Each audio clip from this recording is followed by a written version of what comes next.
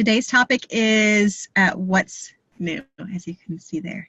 So what we'll do here is, and we'll do these regularly, where we'll just quickly give you a demo of new features that are released so that you can see exactly how they work, ask any questions you might have.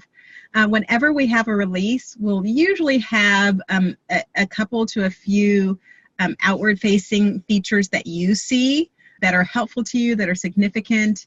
But then we'll also have like a dozen or even more, maybe sometimes even a couple dozen other features or enhancements may not recognize or notice that are kind of either behind the scenes or just, again, ones that enhance the system but aren't necessarily visible to you, or ones that you would necessarily utilize. Okay, so what we'll go over in these webinars are those significant ones that you see for each release. For this session, I'm just going to go over those that were released this last release, and then one more that was released before that. Those are the most significant ones. Alrighty, so let's hop on over there.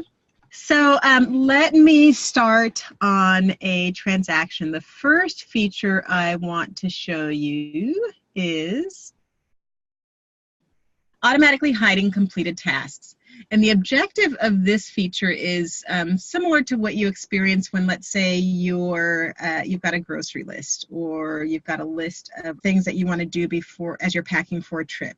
Right? You've got that checklist of things you need to do, and once you've checked them off, you don't need to see them anymore, right? Having them on your list would just be extra clutter or noise, and make it harder to see the things that you do still need to do. The objective is to just go through that list of things you do still have outstanding. So that's what this does. It will collapse or hide the completed tasks when you load a transaction so that they're out of your way, and you can focus on those items that are not yet done, okay?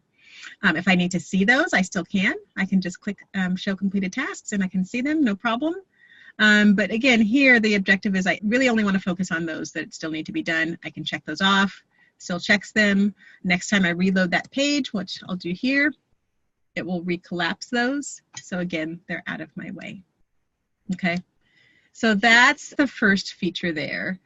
If you decide that your office does not want to use that feature or utilize that feature, you can actually turn it off. So under admin settings, and I'm going to open that in a separate tab here, you can set this to not be checked. So hide completed tasks and transaction checklists. If you uncheck that, then it will not hide those completed tasks. And then save that. Okay. Okay, so that's the first feature. The second feature I wanted to show you is the ability to impact your which fields show on your unassigned page and your tasks page. So on here, actually let's start with tasks. So on here, maybe you've got a narrow screen and you don't need to see all these fields, or maybe you just don't need to see them in general because of what helps you to be able to see. You can move here, click on columns. I can see right now my checklist is showing. And I can add that back, and it shows that. But again, maybe for my workflow, I don't need to see checklist, or maybe I don't need to see the location, etc. I can suppress those by just unchecking them. Okay, so basically you can customize which columns or which fields show on this page, as well as on the unassigned page. Okay, so maybe I don't need to see location here, right? And again, that can be helpful if you've, particularly if you've got a narrow screen, or just for whatever reason, it's not useful information for your workflow. Okay.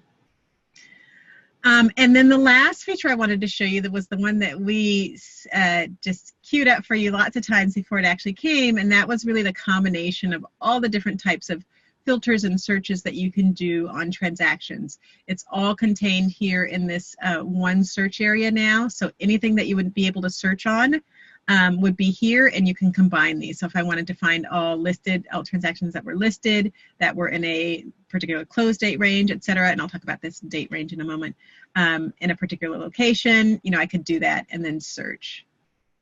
I'm not sure if there are any of that combination. It's like, no, right? So I've got the ability to fully customize, or really just create ad hoc reports of exactly what I want to see. I can even combine it with this global search field here. So maybe I want to search for everything that has an agent of Fleming, or so I'm just going to put Fleming because it's smart and can find those that have Agent Fleming that has, you know, ready for close, right? So I can combine that search. Again, no data there, but you get the point, right? So fully able to customize the exact type of search that I want. And the additional feature that's added here is the ability to search on all of these different date fields. Before, you could just search on closed and expired. Now you can search on all of these. When it was added, when it was updated, when the status changed, etc., in combination with all of these other fields. Okay, so maybe those that were added, you know, within the this month, and that have incomplete checklists, I could do that. Okay, so fully customizable there. And in the future, we'll have the ability to download these results as well. Okay. Also, going forward, we're going to add the ability to add a combination of search options in here. So maybe if I wanted to search for when the agent's name is Fleming and some other criteria, maybe the MLS number is a certain number, right? So you'll be able to separate your searches, and this will be sort of a power user feature. You'll be able to separate the search criteria by a comma in here. That way you can search for more than one item. Or it could be that maybe you're searching, let's head over to our search options here. All of these search options will be combinable. So maybe I want to find all of the transactions that have a commission module, a CDA generated, and therefore a particular agent, or that have a particular lead source and therefore a particular agent or a seller or whatever. So again, anything in here you'll be able to combine in that search box there, as well as all of this other information here. So pretty much there'll be little that you cannot search. So that's it for the new features that I wanted to mention. And since you all are on here, give you an extra little treat and give you just a little sneak peek into one of the features that's coming up. That's new. It's like beyond new since it's not even here yet. I've already told you in the last webinar about the big feature that's coming that everyone was excited about, which is the ability for agents to communicate that they've completed a task by sort of partially checking those off. The feature I want to tell you about today is the ability to drag checklists. So let me go back. Actually, let me head on over to, okay, so let's say I'm on a transaction here, and I'm going to this one. You already know that when you're sending a message, you've got the ability, and let me wipe this out here. You've got the ability to drag and complete tasks to the message to easily insert that information into the message, right? That already exists. But what you can do in this future feature is drag an entire checklist to the message area and copy that, okay? So that's the main new thing. Also, notice now that when you drag an incomplete item over here, it also adds this checkbox information. That's something that's new as well. And also, previously you could not, let's find a checked item here. Previously you could not drag completed tasks. Oh, you know, they must have turned that off temporarily. You couldn't drag completed tasks, but now you can actually, in the future, you'll be able to drag completed tasks and it'll show that they're completed just like that.